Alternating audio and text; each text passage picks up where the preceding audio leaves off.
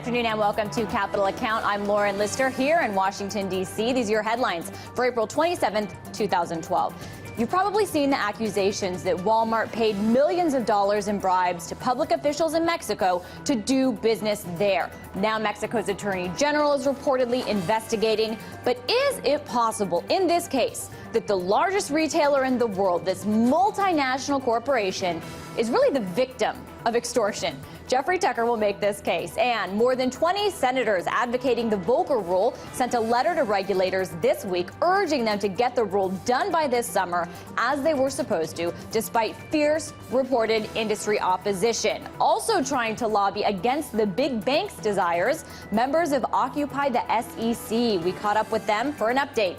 And beware the dangers of lawnmowers.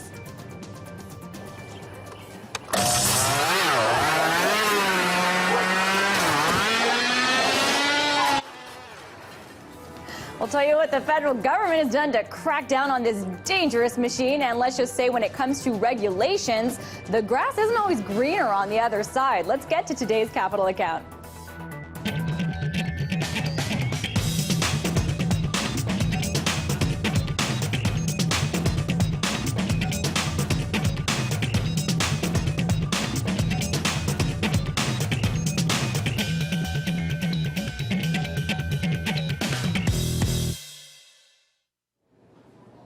I love it. Everyone's laughing at the lawnmower, but this is serious stuff, okay?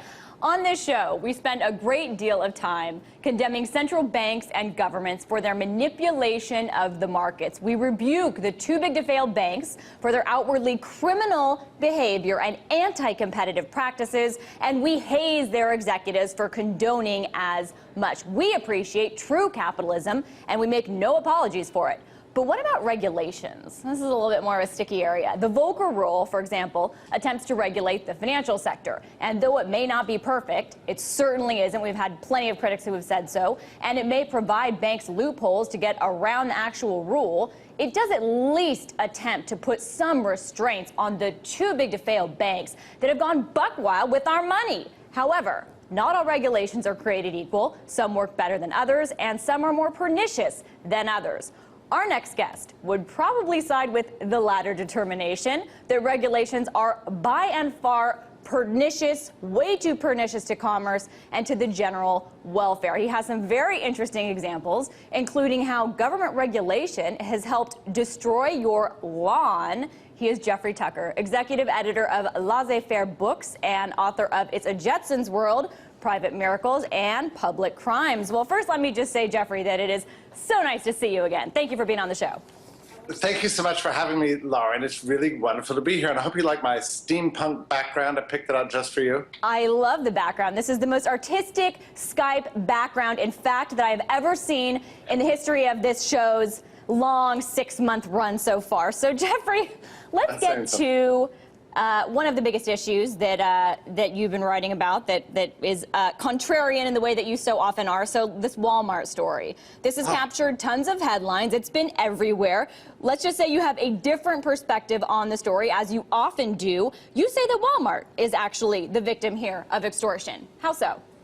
Well, so it turns out that in Mexico, there are, just like the United States, there are little government officials, little petty dictators positioned all throughout the economic life, you know, standing in the way of progress, standing in the way of enterprise, and they're willing to get out of the way, provided you pay them the right amount of money. Now, in the United States, this is done through lobbying and special trips for politicians and setting up, you know, offices and that sort of thing, and putting regulators on your board and all the rest of it. I mean, we have our own ways of paying our bureaucrats off, right?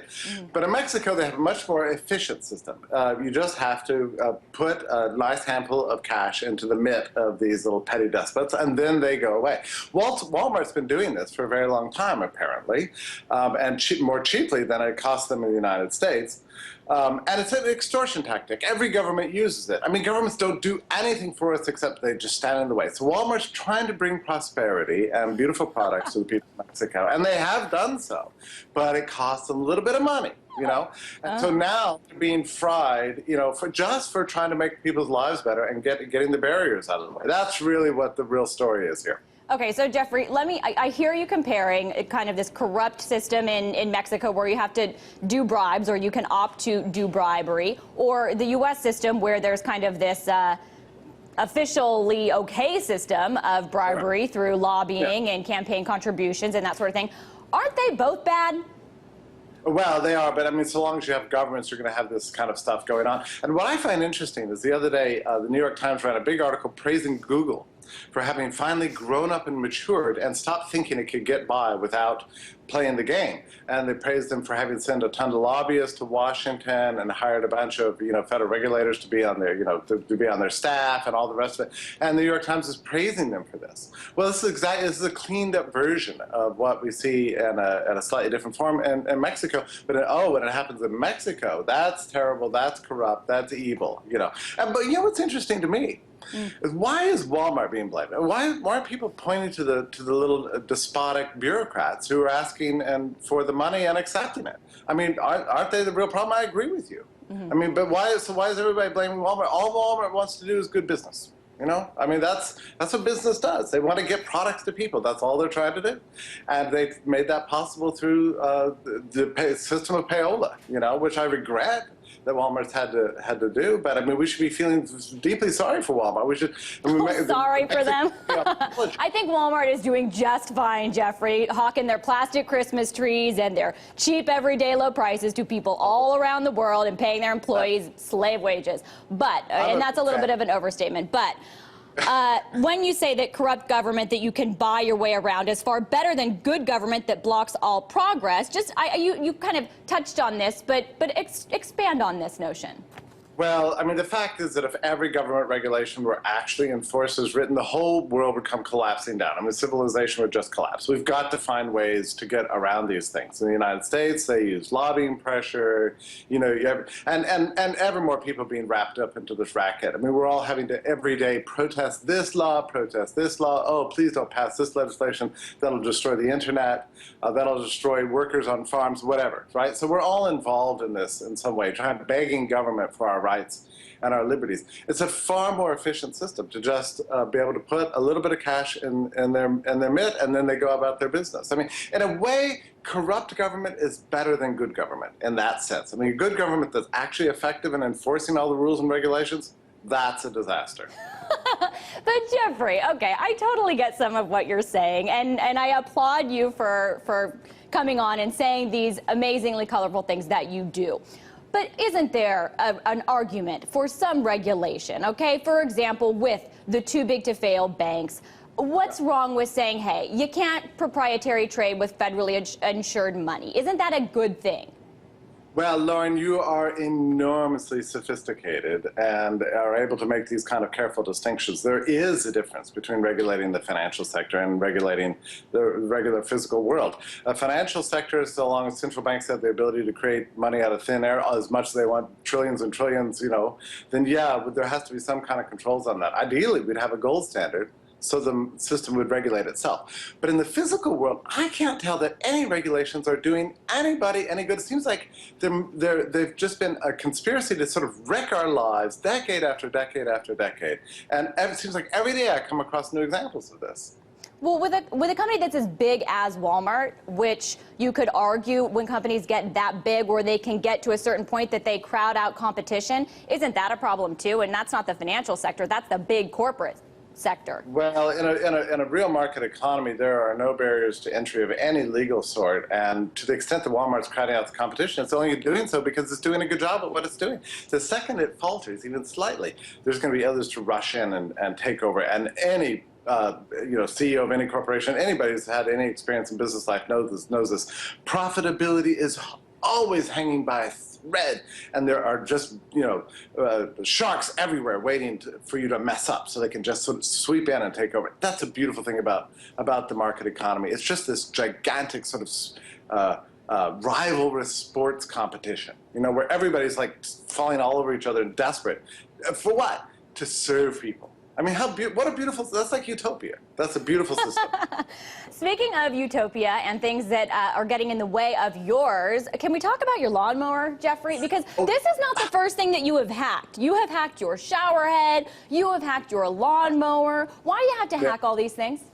Hey, just the other day I was in a hotel and I turned on the shower and the stuff was just like dripping out. But I carry a tool now with me wherever I go. So I pulled off the shower head and just stuck my little tool. It's a corkscrew, and stuck it in there. Pop that little stopper, the flow stopper out of there. Put it back in. I had a great shower. So yeah, I love to hack things. It's great. The lawnmower is an interesting case because I struggled for 10 years trying to figure out why my lawnmower wasn't working. I mean, my lawnmowers when I was a kid, went really fast and were and they would eat anything, like you could run over anything, it would just suck it up and chew it up and put it in the bag, and there was never any grass left over. Not true anymore. I bought like 3 lawnmowers, and they're all been catastrophic. And I thought, something strange is going on here. How come something used to work doesn't work anymore, right? It's a mystery. So I looked it up. I mean, it took forever, but I finally found, it turns out the Politburo, the Consumer Product Safety Commission, actually has a blueprint for how lawnmowers have to be constructed. I mean, from the bar to how low the casing goes to every aspect of the engineering thing is all dictated by the government. I mean, that's why there's no real improvements in lawnmower technology, because everything's fixed. Well, it turns out that the casing of the lawnmower goes too far down to the ground to protect our feet, allegedly, right? But it doesn't allow any air circulation in there. So that's why the grass is clumping. It took me like 10 years to figure this out. I'm a little slow, but I was shocked when I found that the regulations were all posted online, and that's the whole explanation. So a few days later, I found the hack, and there's a company that actually makes a specialized blade to get around all the problems that the government created with its regulations. And that reminds me of like a short history of the world here. The government, the market tries to make wonderful things for us and make life better, and then the government comes along and messes it up. And then the market tries to get around those government regulations a little bit more by inventing new stuff. I mean, that's a short history of the world. I mean, that's what goes on in lawnmowers, with toilets, with lights, with you name the product. Band-Aids, I found out too, same thing there. It's true again and again. So this lawnmower situation, this lawnmower regulation is symptomatic for you of a much, much broader issue that is applicable to all of history? Yeah, no, I think, well, that's exactly right. I mean, that's the essential drama of history. I mean, we're constantly trying to beat back these guys so we can improve the world. And what annoys me about this is that, for years I was blaming, even I, this guy who celebrates markets and loves private enterprise, I was blaming the lawnmower companies. Like, what's wrong with these people? How come they can't make a decent lawnmower?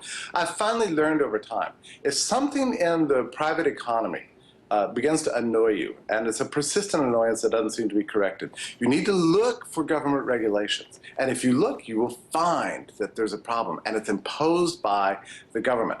Private enterprise doesn't usually like to admit it. Like, lawnmower companies don't come out and say, we'd like to give you a lawnmower that works, but the regulators won't let us do it. So here's the slightly cruddy version. Right. We're so sorry. That's not their way. Maybe they should. But Jeffrey, I want to stop you right there. Hold on. We will have more with you. We've got to go to a quick break. We'll have more with Jeffrey Tucker, author and executive editor of Laissez Fair Books. Also, still ahead, do not go away. I headed up to K Street to catch up with the group Occupy the SEC and ask them how it's going taking on the big bank lobby on the Volcker Rule. But first, your closing market numbers.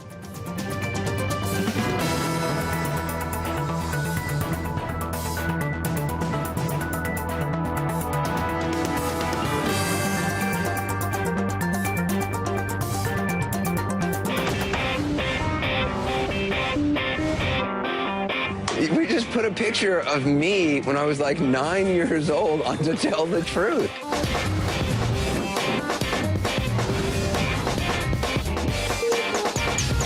I have a confession. I am a total ghetto princess. I love rap and hip-hop music and Christian music. I thought he was kind of a dick yesterday. I'm very proud of the role that Al Jazeera has played.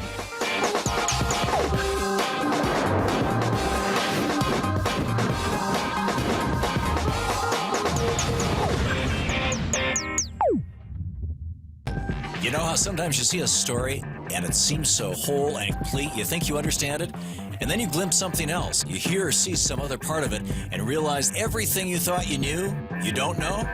I'm Tom Hartman. Welcome to The Big Picture.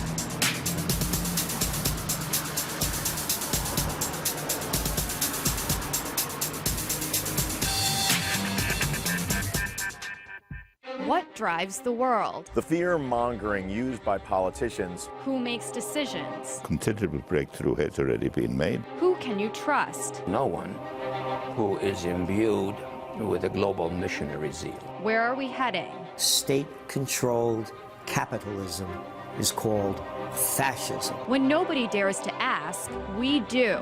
RT, question more.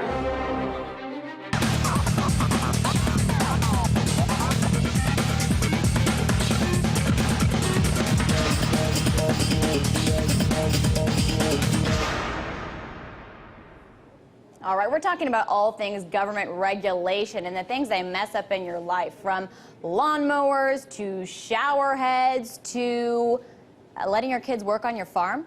I don't know. This is a debate going on now about whether or not children should be able to work on the farms of their parents. Jeffrey Tucker is going to tell us more about it and his take. He's executive editor of Laissez Fair Books and author of It's a Jetsons World, Private Miracles and Public Crimes. So, Jeffrey, what's your take on this child labor thing? Well, it's a very common thing in rural America for kids, 9, 10, 11, or even younger.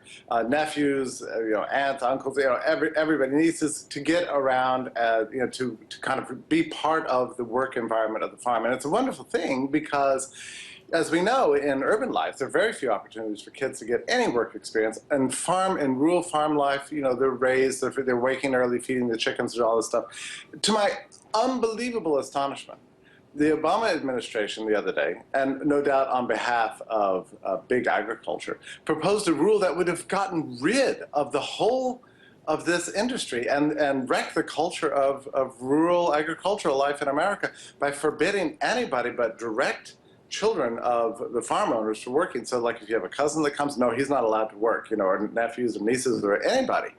I mean, this would have just caused chaos. Now, I must tell you that fortunately, rural America rose up in outrage and said, this is preposterous. Who do these jerks think they are? Who are these city people who know nothing about the way farms work to tell us what to do here? And so they've apparently, for now, beaten back this regulation.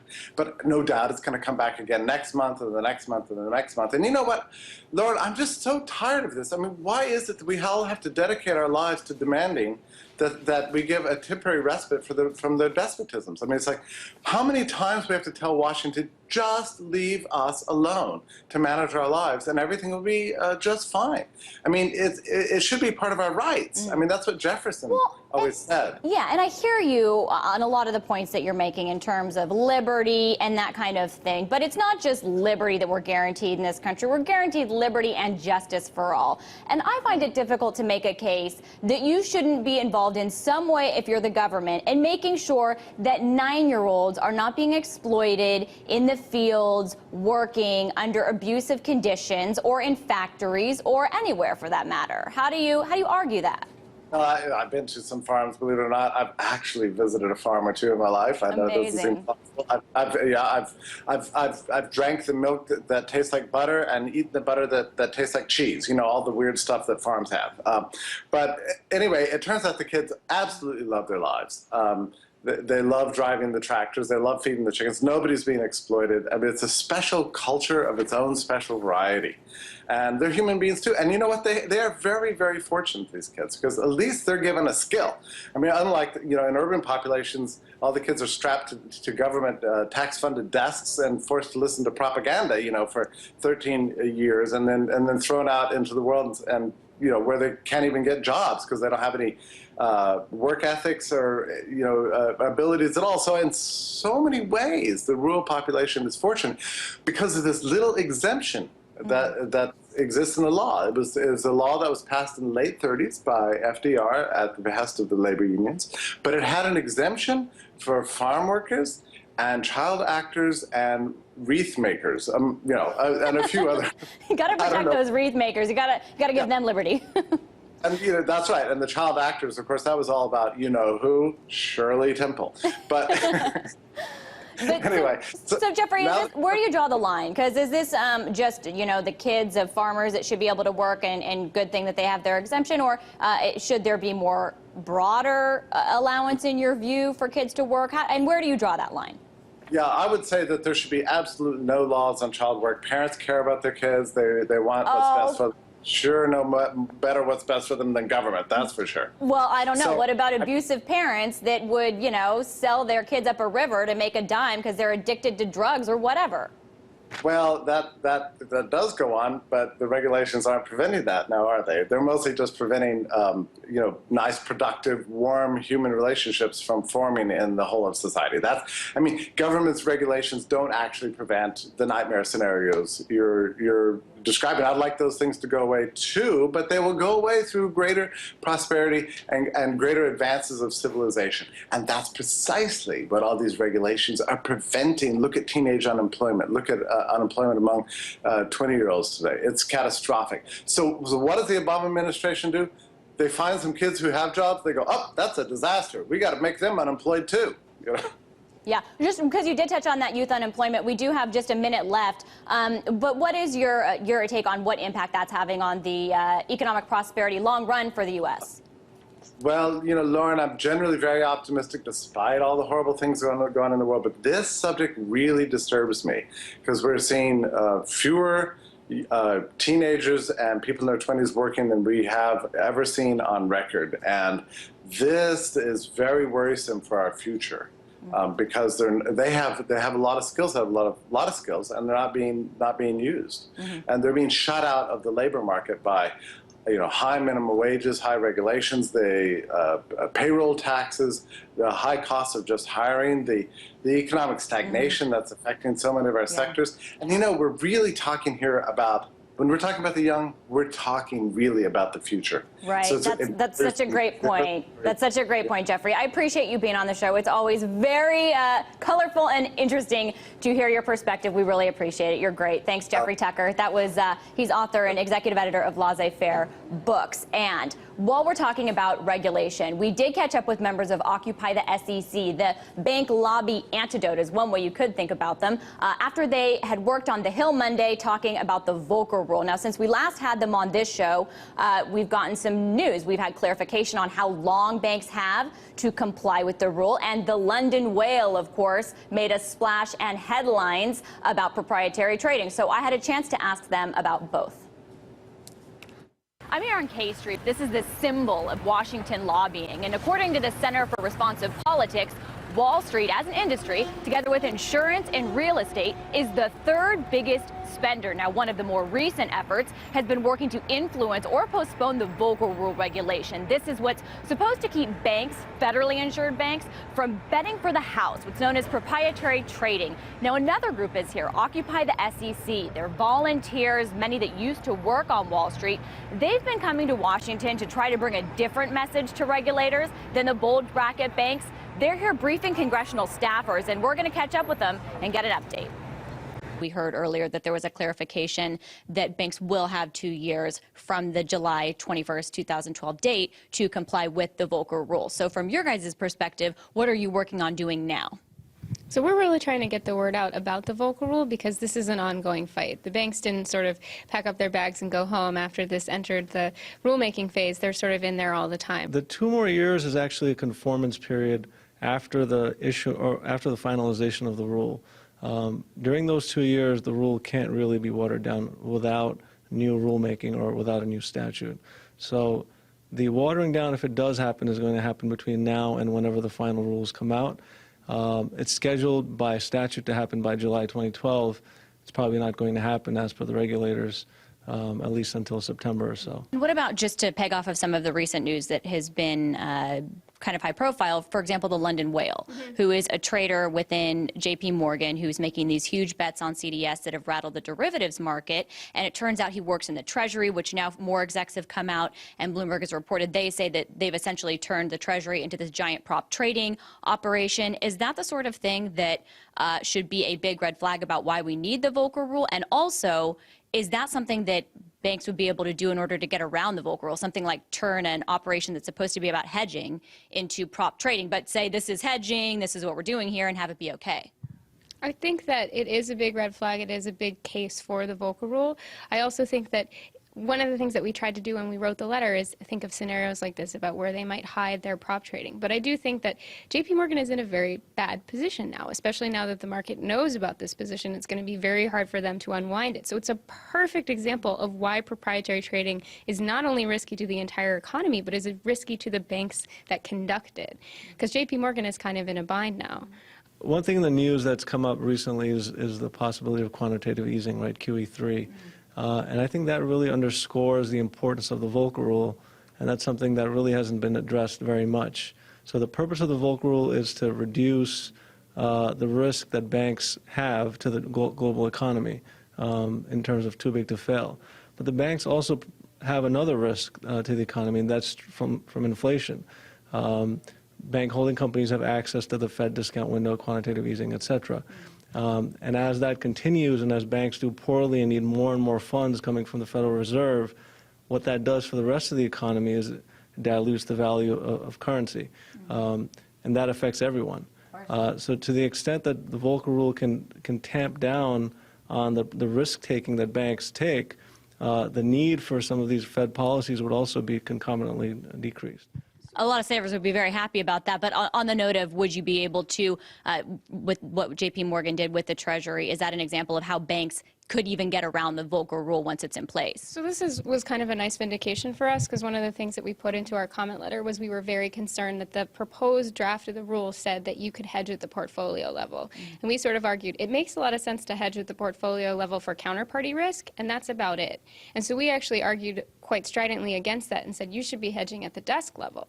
And so the way that JP Morgan has sort of claimed what they were doing is they said that they were doing portfolio hedging. And so this was one of the reasons why we were concerned about the current draft. And so we do think that it's important in the final version of the rule that they think more carefully about what kinds of hedging they allow, or we are going to see situations like this where JP Morgan just claims, oh, I was hedging at a portfolio level and to the tune of, hundreds of billions of dollars. And just to be clear, there's not that level of clarification in the rule as it stands now. You can hedge at the portfolio level right now and make use of what's called the hedging exemption, which allows you to essentially, what would otherwise be called prop trade, it is exempted from.